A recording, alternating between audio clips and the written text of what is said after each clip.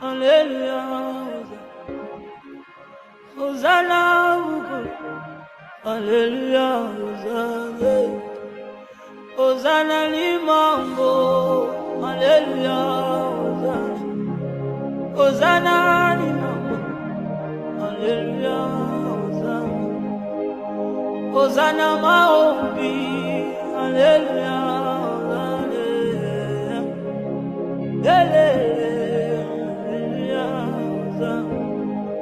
Navanda kinangaye azabi melingayo alo binangaye dambazalina yo navanda kinangaye azabi melingayo alo binangaye dambazalina yo pasola lole hallelujah pasola lole hallelujah wolo lo bali susu hallelujah lo bali susu hallelujah mukaji mwaba bulungi balamusizaako nnyo nate mu linnya erisinga amanya gonna erya mukama waffe Yesu. Wasuza otya, wasiibye otya, yonna gy'oli kisinziirira ensi gy'otuddemu n'ekifo ky'olimu. Njagala kwebaza Katonda ku lw'obulamu bwo. Ngulumiza Mukama kubanga mwesigwa. Tuli wano ffenna era ate oludda olulala si ffenna. Bangi tutunuulira nnyo obulamu obw'omwoyo era bangi tutunuulira okukomekereza kwaffe. Bigambo bino bibeera byogerwa ebiseera ebisinga abangi basituka ne batwolekeza ebyambe nga bagamba nti tusala emisango era tuli mu kusala misango kubanga bo bamera munda mu bo ebiziyiza ekigambo kya Katonda okuba correctinga kubanga bo tebaagala kubeera corrected. Weewaawo ng'ekigambo kya Katonda kitulagira okutucorrectinga naye njagala kukutegeeza nti bangi tebaagala era ekigambo bwe kiba nga kizze nga kitunula wakati bangi tubikomya kubyogera bwogezi ku mimwa gyaffe nti ekigambo kya Katonda kitala kisala okusinga kitala kyonna eky'obwogi obubiri. Ebigambo ebyo tubyogera bwogezi naye tetwagala kubifaanana era tetwagala kubibeera. Kibi nnyo era kya nnaku. Nina oluganda omu twaweerezanga naye dda nno. Oluganda oyo najja mba mu banyumizaako eyatwalibwa mu mbuyaga ez'abannabbi ab'obulimba. Nali nga mpeereza naye. Oluganda oyo yali ng'akuba byuma naye ng'akuba nnanga bulungi. Bennanga kuba zigita jazz. Gifted by God. Nga is very good.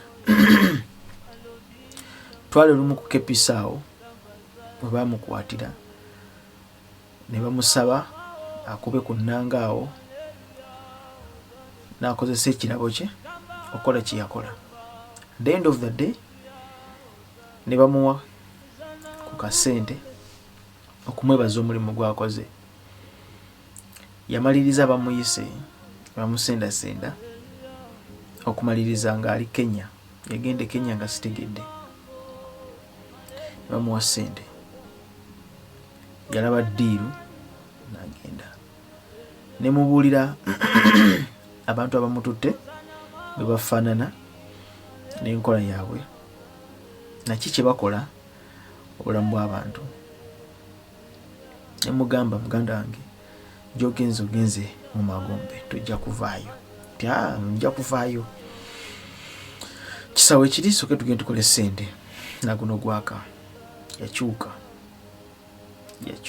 bassebo ne bannyabo naye nga asigala kugamba nti ye naye kakati naye yakyuka ti abaali nga abalabe ba Kristo. Kakati olwaleero bw'alaba nga olina ensonga gyogera ng'ekwata ku kkanisa, kati ate gwe gwakyukira n'agamba nti ng'oli mulabe wa kkanisa. Naye ng'ebiseera biri twakolanga omulimu gwe gumu, naye ng'oludda aligenda n'akugamba ebimu mbiraba naye kamaliriza okukola wano akasente. Gyali ali mu mikono gy'Ababushiri, bamuyita South Africa, n'akuba ebyuma n'alinnya ennyonyi n'agenda wa akoze byakoze eby'omuwendo by'ensimbi bisinga n'ebyange ebyennina. Ali well off. Ennyonyi visa bamuterayo buteezi, naye obulamu obw'omu mwoyo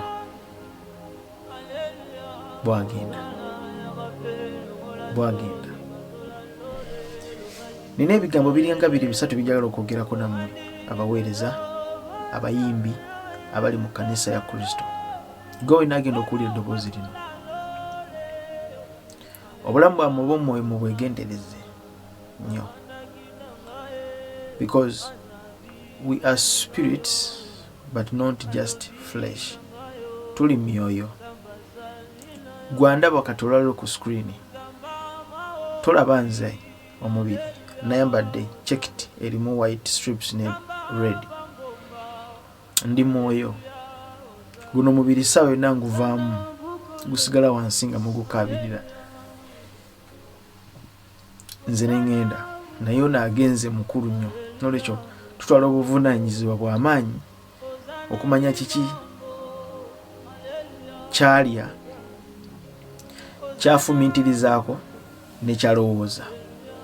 Kikulu nnyo. Waliwo ekintu kye mbadde nteranga okubayigirizaako. Nina ennyimba ze ngenda okubawa. Ekigambo ekitibwa contemporary music. Bangi bamuyita contemporary Christian music. I want to make this clear that according to the body of Christ, according to the foundation of the church, and according to the ministry, tetulina kye tuyita gospel artist. Nedda. We do not have what we call a ministry called gospel artist. Nedda. Gospel artist, go enali eyo nga weeyita gospel artist, oba nga bakuintroducinga nga gospel artist, oli mu buzibu. Bayibuli yonna terina kye bayita gospel artist. Kino nze nkibagamba. We are not, temuli gospel artists. Nedda. But you are gospel ministers. Bw'oba oyagadde osobola okweyita psalmist. Bw'ogenda mu kitabo kya Dawudi ekitibwa Zabbuli, Zabbuli yonna era ogenda n'osanga eri omukulu w'abayimbi. Omukulu w'abayimbi ojja kusanga eza psalmist. So omuyimbi yenna mu kanisa ministry gy'okalinga you are a psalmist. Kitabo kya Zabbuli kirina kuba nga kiyimbibwa buyimbibwa nga luyimba. You are a psalmist. You are not a gospel artist. The more gye weeintroducinga oba the more gye bakuintroducinga as a gospel artist, tokyalina nsa era tolina nsa. Tolina nsa ya Bwakatonda nakuweereza okw'omu mwoyo. Simanyi maloboozi ki, simanyi bantu bameka abanawulira eddoboozi lino, naye nsaba erikutuukeko. Mikono gyaffe abatufollowinga ku YouTube channel, TikTok ne Facebook. a gospel artist abeerawo bubezi kukola sente kukola linnya but not ministry. That's why nti ba gospel artists be basinga okukola zi concerts enyingi, bo bategeka zi concerts, bo target yaabwe kukola album zina kutegeka concerts. Kasita awulira nti waliwo oluyimba olutambudde mu kanisa agenda kutegeka concert, but they don't care about the ministry, but they care about more about the artist side. Bali mu art, kyetuyita art kuteekamu bwongo obwo n'amagezi go, kuzimba buzimbi kintu kyo ng'okozeseza obwongo bwo. Art. Ffe mu ministry tetulina art, nedda tetulina art. Kitabo ekiyitibwa Ekyengero 14:16 ekirabo ky'omuntu kimuseguliza. Si talent. We are not about talents but spiritual gifts. That's why nti aba Nigeria bo balina enjawulo nene nnyo. Tukyawuliriza nnyo ennyimba zaabwe mu kanisa, bakyajja wano ne bakola ebintu eby'amaanyi ne bama ne baddayo. Ffe nga tetusaze kugenda eri waabwe kukola mulimu. Ngamba abayimbi mukoma wano, ennyimba zammwe zikoma wano, bwe ziba zifulumye zigenda mu community eyaba bawulira olulimi lwe mwogera. Why? Kubanga muli mukola business. Why? Because you are an artist, you are not a minister. Abayimbi abali Nigeria baweereza. That's why abamu babayita ba minister so and so and a psalmist so and so. Now, waliwo oluyimba olumu kutambula olw'omwana omulenzi ayitibwa Segmental. Ngenda kubawaako ku kimu ku kye bayita contemporary music, muwulire kyabeera. An artist ye abeerawo ku creatinga lyrics z'oluyimba. Waliwo baddekaawo tuba twogera ku bayimbi ab'ensi. Abayimbi ab'ensi bwe baba bayimba bakwata ennyimba zaabwe ne bateekamu oluyimba olumu ne balutaaminga a gospel song. Olwekyegendereza aba secular ne bwayimba ebigambo 2-3 tebina makulu, tebina revelation ya bwakatonda, n'ateekamu ekigambo kimu Yesu. Kakati ne mimya ne mugamba nti omusajja yayifulumiza gospel, oluyimba lwa gospel. Katonda atambula nange ne bagamba ayifulumiza oluyimba lwa gospel. Obonfuna. Kakati it is a reciprocal, it is the reverse side. Naffe mu kanisa nti omwana atula mu kanisa okuyimba oluyimba ne n'ateekamu content w'abali ab'ensi. Ng'ab'ensi bwe bayimba oluyimba ne bakwata content waffe eno mu kanisa ne bamuteeka mu nnyimba zaabwe.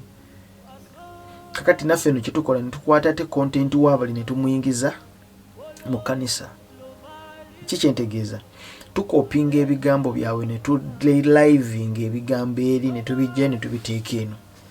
Babiri kyeva tusomesa nti kiki tukkirira Misiri okunywayo amazzi ga sikoli. Katukkirira Misiri ne tunywijjayo amazzi ga sikoli. Now, contemporary kwe kukwata ebigambo ebiriko biba bijja bina gye biva. Ebigambo bino bizingibwa bibeera ng'ebitrendinga nenga weebiri n'ebyansi. Ebigambo ebyo bikwatibwa ne biteekebwa ne bifuulibwa lyrics. Tugambe ebigambo ebiriko bitrendinga. For example, ngenda kuwa ennyimba zino ziwulirize nkunyonyola kyebayita contemporary music. Kankuwa oluyimba luno oluwulirize. Segmental lwalina olwaleero luli mu kutambula awo, nange naluplayinzeeko, luteeka mu matu gange ne nduwuliriza. nina wenduka nenjawukana nalwo. Why? Because abaana bano temutudde wansi kusomesebwa ministry gye mulimu kama gyabawadde etambula etya, kubanga nze nkimanya abayimbi tebafuna budde butuula wansi kuyigirizibwa, wabula bafuna obudde obutambula n'ezisidi ku bodaboda n'obumotoka. Sunday eva abeera busy kutambula ku bituuti, tafuna budde kutuula wansi kasomasoma enyiriri bbiri ng'amaze. Now revelations zafuna nezipanga ziva mu bifo ebitategerekeka, kubanga bangi abamu babawandikidde n'ennyimba, Abamisiri babawandikidde. Wuliriza oluyimba luno lwa Segmental Yakyadde. Njagala oluwulirize, kimanyi waluwulirizaako. Wuliriza ebigambo bino mpola mpola. Mulimu ebigambo ng'ebigambo bino byaggyibwa eri mu nsi ey'ekizikiza, kati ne biyingizibwa ate eno mu kkanisa bikole, mwana wange n'ekkanisa n'ebyeyambulesinga. Nga bali ab'ensi bwe bayimba ennyimba ne bakwata ebigambo ebyene waffe ne babiyingiza eri ewaabwe, ne bagamba nti nabo balina gospel. Naffe ate kye tukola tugendayo eri ewaabwe ate okunywayo amazzi ga sikoli ne tukwata era ebigambo ebyabali ne tubireeta eno. Kiba tekikola makulu. Tugamba nti ennyimba z'abali si gospel, batadde mu buteesi Yesu naye si balokole. Naffe ate bwe tukola ekintu kye kimu ne tubijjayo eri ne tubireeta eno, tunagamba tutya? Wuliriza oluyimba luno, wuliriza Yakyadde. Mukama yakyadde ewange, yebulala sikyafugika, golo nakubye esatu kwawe. Kakati bw'oba muwuliriza agamba nti Mukama yakyadde, ne bw'olaba nti wansi w'enjuba wano sikyafugika, wansi w'enjuba wano sikyafugika, wangi wansi w'enjuba wano sikyafugika. That is very wrong. It is an scripture that is very very wrong. Sikyafugika. What do you mean? Sikyafugika. Ngenda kusomera waliwo olunyiriri mu Bayibuli, olunyiriri mu Samwiri ekyokubiri 2, Samwiri ekyokubiri 23 n'olunyiriri olwokubiri. Samwiri ekyokubiri 23 n'olunyiriri olwokubiri. Bayibuli etusomesa nti omwoyo gwa Mukama gwayogera mu nze, ekigambo kye ne kiba ku lulimi lwange. Tukaddemu, omwoyo gwa Mukama gwayogerera mu nze, ekigambo kye ne kiba ku lulimi lwange. So mu kuweereza kwonna tuweereza nga tukulemberwa omwoyo omutukuvu. So ebigambo bye twogera mu ministry birina okuba nga ebiri ku lulimi lwaffe biri in line with the Holy Spirit and the inspiration of his word. Kyentegeeza, lyrics z'oluyimba zonna zogenda okuwandiika, zogenda okuyimba, making sure ziri in line with n'ekigambo kya Katonda, ziri in line with an inspiration ey'obwakabaka bwa Katonda, nga togenda kwecontradictinga bassebo ne bannyabo. Ekigambo nti nze wansi w'enjuba eno sikyafugika, nedda. So kitegeeza nti gogenda kubeera unruly, tofugika. Ani akugambye nti tofugika? So kitegeeza musumba wo tagenda kukufuga kubanga Mukama akukyalidde, wakwaddeyo akamotoka togenda kufugika. Gaba malala ne bw'olaba sikyafugika, Mukama yakyadde ewange. Bayibuli esomesa nti akyawa ab'amalala. So omuntu yenna atafugika kitegeeza nti mu kanisa gwe togenda kufugika, newammwe togenda kufugika, ne mu ggwanga togenda kufugika. Ogenda kubeerawo otya? That is wrong. Kubanga ogenda kubeera n'amalala. Bayibuli esomesa nti akyawa ab'amalala. So ne bw'olaba sikyafugika, Mukama yakyadde ewange. Very wrong. Bonfuna tugende mu maaso n'oluyimba. Wansi w'enjuba wano nga nindiridde Mukama, era kabuse kata nabyo mbifeeko. Waliwo abandagirira balagirira mbu balina gye balageyo nabbi n'abawa emiti nga weesoma matayo siraba lunyiriri n'amateeko y'okulota ng'okusanga ekisawo nga kijjuddemu amazike nezokukanga mu waleti nina kido ate nga kyajjenji sibalimba mukama yakyaddeeka ne bamalayika nga beetisse waliwo n'ebirala bye baleeta enkya akitwala bamanja munkubire enamba yange mugisevinge okawulirako ndi bulala sikyafugika kitegeeza mukama akuwadde akoledde then ekigenda okuva mu kyoto kyafugika kati oli aniluli abakozesa ekigambo ndi bulala kano kali bulala mumanyi abantu abo gye bali tuli bulala tuli bulala concert akano kali bulala owulira nti tudde living ebigambo ebiri mu Misiri ne tubireeta eno sikyafugika mukulu omwali awo mu kibuga agamba ndi nze ndi anirule sigambibwako sikwatibwako sifugika kati mu kkanisa ya Kristo tetulinaamu basifugika mu kkanisa ya Kristo kasita tutandika okuzimba basifugika nze sikyafugika kubanga mukama akoze be baba ogenda okusanga don't judge me tongambako musumba ongambako otya musumba ontuuza otya nze ndi anirule wuliriza olimba twangu tuve wano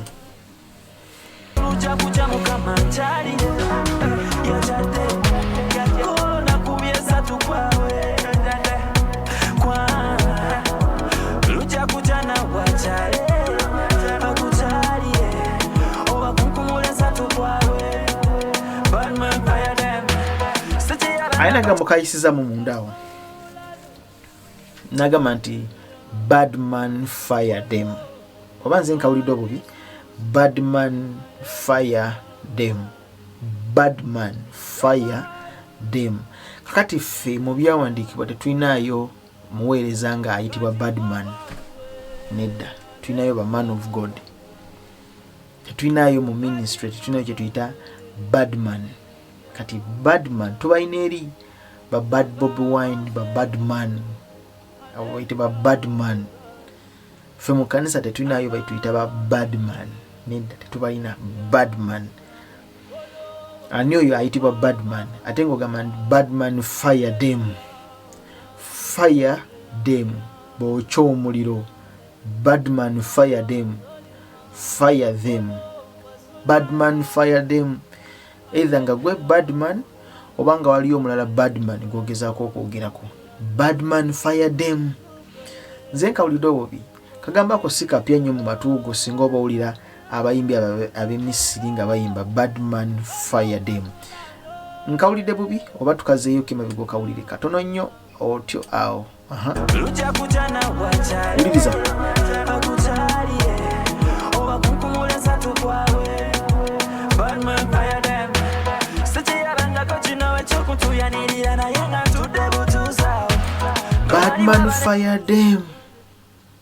badman fire them kati buli awulira oluyimba luno yanyumirwamu ebigambo biringa nga bibiri bisatu yakyadde akukyalire baneibe wamwe balaba bakulaba ngaewo buli lunaku lufuuse holiday oba nfuna kati ebyo n'obibikka newabawo ate ebiyitawo byotategedde kati ebyo ebirimu byotategedde bye bikola amakulu g'oluyimba mu nsi eri endala era birina tension gye bikalinga. That's why ntogenda maliriza just oli excited about the song naye olimba terugenda kukyusa nsi yo ya mumwoyo olugenda kukoleka just mu excitement obere just ngoli excited mwana yakubye hit yakubye tune ne wotula n'oluwuliza n'olumaliriza ogenda sigala ngoli zero toyina kyogatiddwako ate oyinza okuba ng'olina kyotolebwako kubanga mulimu lyrics eziwandikiddwa zirina amakulu ageekwesemu munda ezikola amakulu gwe gw'otamanyiko nakumanya kubanga Bible tusomesa mu Samuel ekyokubiri 23 n'olunyolo olwokubiri omwoyo gwa Mukama gwayogerera mu nze ekigambo kino kiba ku lulimi lwange kategedde uliriza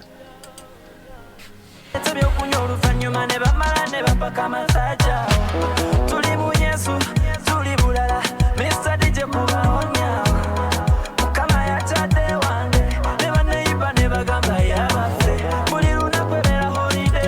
Mr. DJ kubawonya tuli mu Yesu tuli bulala. Mr. DJ kubawonyo awo nze nkawulidde nzeka tukaddemu katono nnyo mabigako nkutwale ku kiddako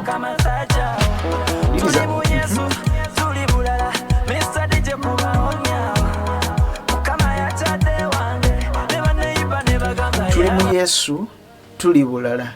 Mr. DJ kubawonya tetubakyawa nze mbaagala mbasaba ekintu kimu mutule wansi omutukuvu abasomese mutule wansi w'abasumba bamwe musome Bayibuli. Funayo omubuulizi w'enjiri omusomesa wa Bayibuli gw'owulira nti akusomeseza bulungi abulira bulungi enjiri y'entuufu. Tula wansi mu njiri yejjamu ebigambo. Kati ekigambo kino tuli bulala kina gye kiva. Tuli bulala kigambo kya malala. Kitegeeza tubasukkulumyeko ffe tuyiseewo mulowooza ffe tubasukkulumyeko kigambo kya malala tuli bulala. Kati bw'ogattamu ekigambo ekigamba nti Mr. DJ kubawonyaawo. Mr. DJ kubawonyaawo oluyimba olwo lulina gye luva, ebigambo ebyo birina gye biva, in fact biva mu buwemu. Kankuwa oluyimba lw'omusajja omu yayimba ekigambo ekyo Mr. DJ kubawonyaawo. Nzije tugende wuliriza.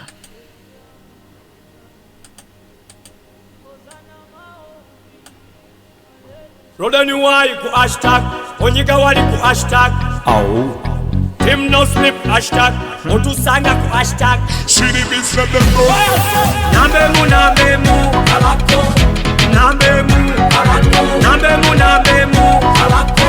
Nsensi ba show Nambe mu alako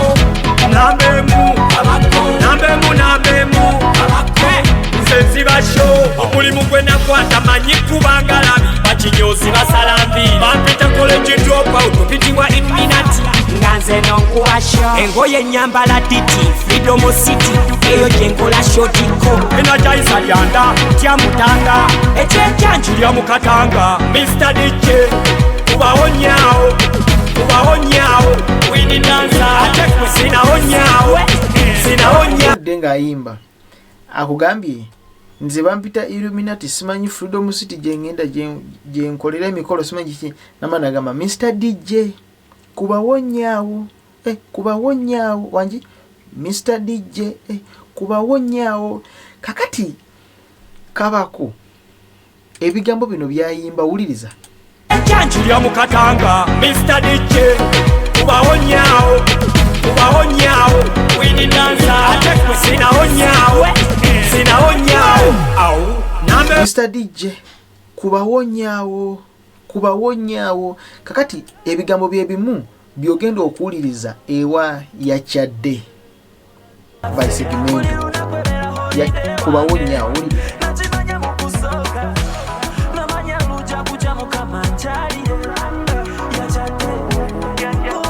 Olimba lwe lumu Mr. DJ kubawonyo awo tugendeke wakabako tumuwulirize agamba tya kabako.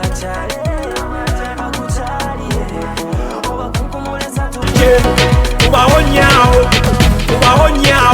wini danza atekwe sinaonyaawo Mr. DJ yabadde ki agambye atya omwana w'obulenzi Segmental Mukama Yakyadde wange mubire enamba yange mugisevinge ndikulala sekyafogeka namanya luja kuja Mukama nkyali Yakyadde kolona kubyesa tukwawe luja kuja nakukyali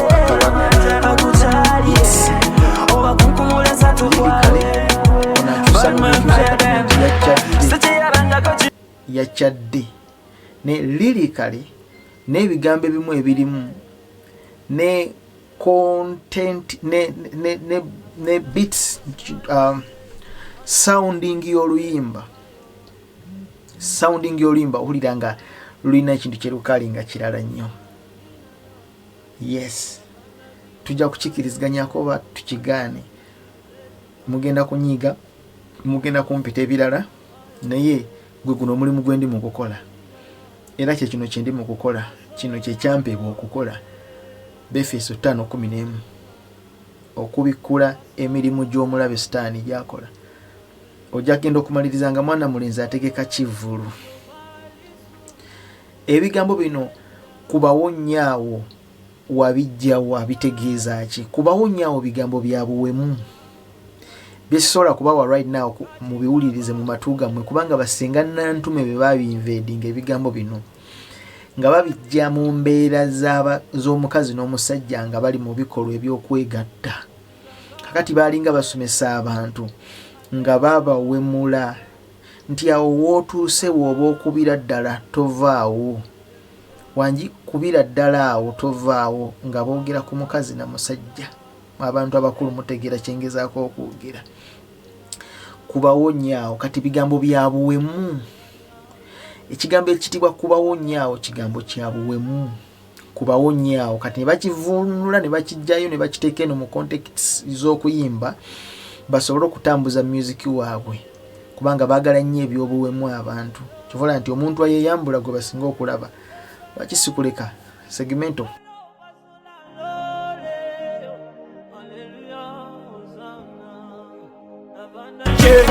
Kubaho nnyawo wini dansa ate kwe sinaho nnyawo awo nambemu nawe kyokutuyanirira naye nga ntudde butuusawo nobali wabaleta ebyokunywa oluvannyuma ne bamala ne bapaka amasajja. Tuli mu Yesu tuli bulala Mr. DJ kubaho nnyawo. Ambala titi Freedom City eyo gyenkola shotiko energizer lyanda tyamutanga ekyenjanju lyamukatanga Mr. DJ kubaho nnyawo wini dansa ate kwe sinaho nnyawo. Nawe kyokutuyanirira naye nga ntudde butuusawo nobali wabaleta ebyokunywa oluvannyuma ne bamala ne bapaka amasajja. Tuli mu Yesu tuli bulala Mr. DJ kubaho nnyawo. Eyo gyenkola shotiko energizer lyanda tyamutanga ekyenjanju lyamukatanga Mr. DJ kubaho. Rodeni wai ku hashtag onyiga wali ku hashtag Team no sleep hashtag otusanga ku hashtag CDBs from the floor. Nambemu abako nambemu abako nsensi basho nambemu abako nambemu abako nsensi basho omulimu gwe nakwata manyi kubanga labi bakinyozi basalambi bampita college dropout opitibwa imminati nganze nonkubasho engoye nyambala titi Freedom City eyo gyenkola shotiko energizer lyanda tyamutanga ekyenjanju lyamukatanga Mr. DJ kubaho nnyawo wini dansa ate kwe sinaho nnyawo. Obakunkumuleza tukwawe Batman fire them sikiyabangako kino ekyokutuyanirira naye nga ntudde butuusawo nobali wabaleta ebyokunywa oluvannyuma ne bamala ne bapaka amasajja. Tuli mu Yesu tuli bulala Mr. DJ kubaho. Obakunkumuleza tukwawe Batman fire them sikiyabangako kino ekyokutuyanirira naye nga ntudde butuusawo nobali wabaleta ebyokunywa oluvannyuma ne bamala ne bapaka amasajja. Tuli mu Yesu tuli bulala Mr. DJ kubaho nnyawo. Nganze nonkubasho engoye nyambala titi Freedom City eyo gyenkola shotiko energizer lyanda tyamutanga ekyenjanju lyamukatanga Mr. DJ kubaho nnyawo wini dansa ate kwe sinaho nnyawo awo ntudde butuusawo nobali wabaleta ebyokunywa oluvannyuma ne bamala ne bapaka amasajja. Tuli mu Yesu tuli bulala Mr. DJ kubaho nnyawo. Mukama yakyadde ewange ne banneyiba ne bagamba yabaffe buli lunaku ne holiday.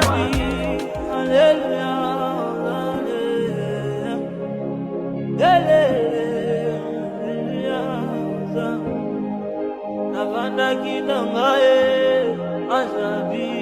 melingayo alo binangai dambazalina yo nabanda kinangaye azabi melingayo alo binangaye dambazalina yo pasola lole aleluya ozana pasola lole aleluya ozana olo lo bali susu aleluya ozana lo bali susu aleluya ozana mukaji mwabangwe aleluya ozana mukaji mwabangwe aleluya ozana zamba banjelu aleluya